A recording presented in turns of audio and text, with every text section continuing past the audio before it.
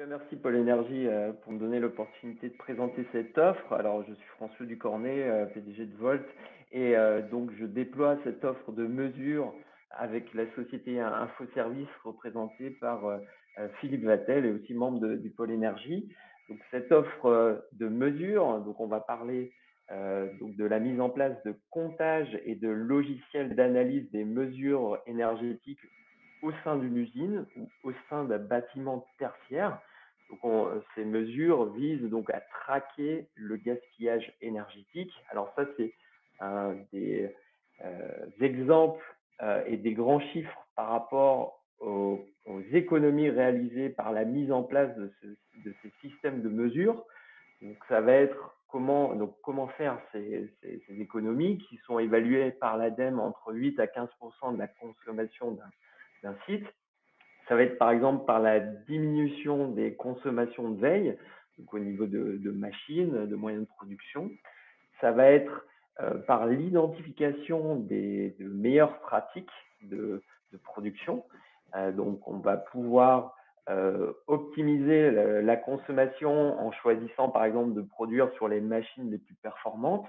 On ne sait pas forcément identifier sans mesure.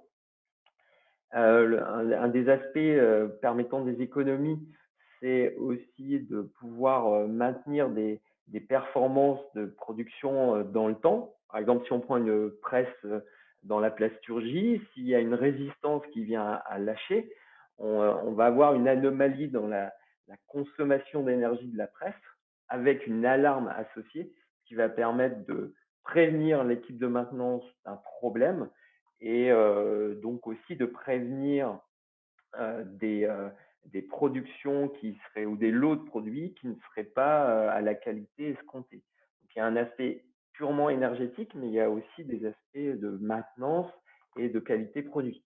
Enfin, le bénéfice de la mise en place de structures de comptage, c'est de faciliter le reporting RSE avec la mise en place d'indicateurs de performance énergétique et mesurer les économies générées selon une norme qui s'appelle l'IPMVP et dans le cadre d'un système de management de l'énergie, notamment l'ISO 50001.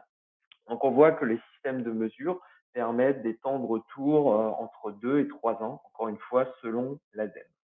Et ça, c'est des exemples en fait de les schémas de graphes et de reporting que le logiciel va pouvoir apporter aux différents types d'utilisateurs, que ce soit des directeurs d'usine ou des responsables de maintenance. Donc, slide suivante, s'il vous plaît. Donc en fait, notre offre, c'est un accompagnement dans la durée autour de la mise en place de ces systèmes. Donc ça va être soit des services ponctuels, soit des services sur abonnement avec des contrats de service. Donc c'est une offre modulable, c'est-à-dire qu'on peut intervenir sur une des lignes de service ou plusieurs lignes de service, que ce soit dans la phase projet, donc avant la mise en place du système d'information, ou faire même de la maintenance et de l'amélioration de système. Si on a mis en place des compteurs, nous, on peut intervenir pour rajouter des compteurs et améliorer le système en place. Donc, les lignes de service, ça va être bien sûr en projet de définir l'architecture du système, qu'est-ce qu'on va mesurer, quels composants on va choisir.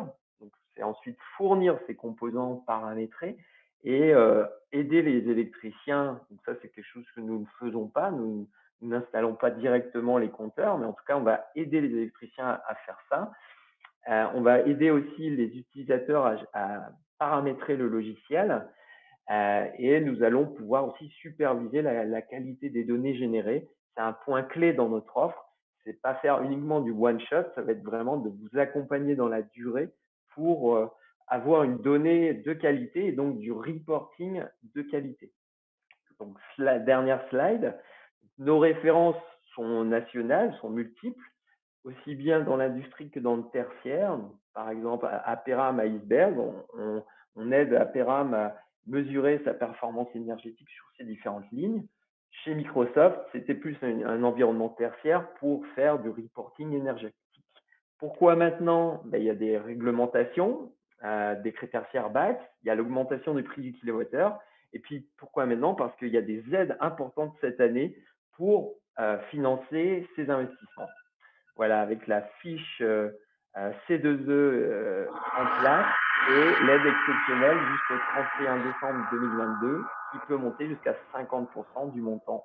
Je vous remercie et dernière slide, voilà, François Ducornet et mon partenaire Philippe, à votre disposition.